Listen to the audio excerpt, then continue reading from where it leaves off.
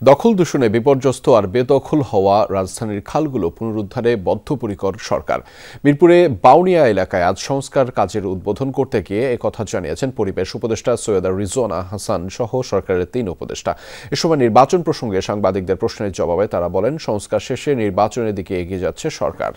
যমুনা ইলেকট্রনিক্সের super exchange অফারে 1-এর ভিতর 3 পুরনো বদলে নতুন নিন যমুনা ইলেকট্রনিক্স। ঘটা করে সংস্কার কাজের উদ্বোধনের সময় ভাসমান এক্সকাভেটরের বক্সে বিছানো ছিল লাল কার্পেট। সেখানে দাঁড়িয়েই নানা রকম দিক নির্দেশনা দিচ্ছিলেন অন্তর্বর্তী সরকারের উপদেষ্টারা। প্রাথমিকভাবে 2 সিটির 6টি খালের কিছু অংশের দখলমুক্ত সংস্কার এবং 2 পাড়ের সৌন্দর্য বর্ধনের কাজ শুরু করার ঘোষণা দিয়েছেন তারা। আমি মনে করি না যে নদী দখল যতটা উচ্ছেদ হয়েছে ততটা আবার দখল হয়েছে বলে। যদি নদী দখলের কথা বলি, আমি মনে করি যে মোটামুটি একটা গ্রহণযোগ্য মাত্রার কাজ অলরেডি হয়ে গেছে।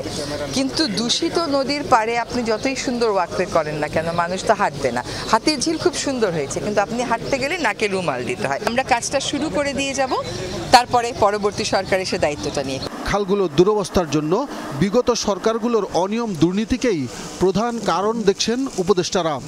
আগের সরকার 15.5 বছর যে দুঃশাসন চালিয়ে গেছে, কয়েক মাসে আমরা কেমন করে এটার সমাধান করব। আমরা কাজটা শুরু করেছি যাতে এই অপশাসনের যে অবস্থা তৈরি হয়েছিল তার থেকে বের হয়ে আসে। খাল খনন কর্মসূচির এক পর্যায়ে সাংবাদিকদের প্রশ্নের উত্তরে সার্বিক সংস্কার এবং নির্বাচনের দিনক্ষণ নিয়েও কথা বলেন আসিফ মাহমুদ। আমরা মনে করি যে গণঅভ্যুত্থানের পরে জনগণ বাংলাদেশের রাষ্ট্রের কাঠামোগত সংস্কারের দায়িত্বটা আমাদেরকে দিয়েছে। আমরা মনে করি এই সংস্কার কার্যক্রম আমাদের মাননীয় প্রধান উপদেষ্টা ইতিমধ্যে একটা টাইমলাইন দিয়েছেন। এর মধ্যেই আমরা এই সংস্কার কার্যক্রমের মাধ্যমে একটা নির্বাচনের দিকে এগিয়ে যাব। অথচ একসময় সুন্দর পানি, বাণিজ্য পরিবহন সহ যাতায়াতের অন্যতম মাধ্যম ছিল বাউনিয়া খালটি।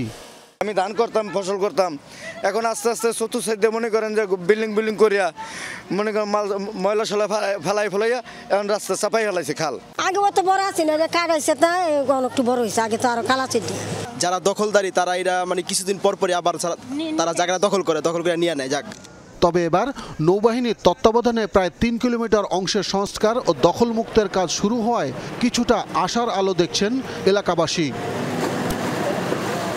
মিরপুর এলাকার অন্যতম প্রধান এই খালটি উদ্ধার অভিযানে এর আগেও এরকম আনুষ্ঠানিক ঘোষণা দেখেছে এলাকাবাসী, কিন্তু দখলদাররা এতটাই শক্তিশালী তাদেরকে কখনোই উচ্ছেদ করা সম্ভব হয়নি।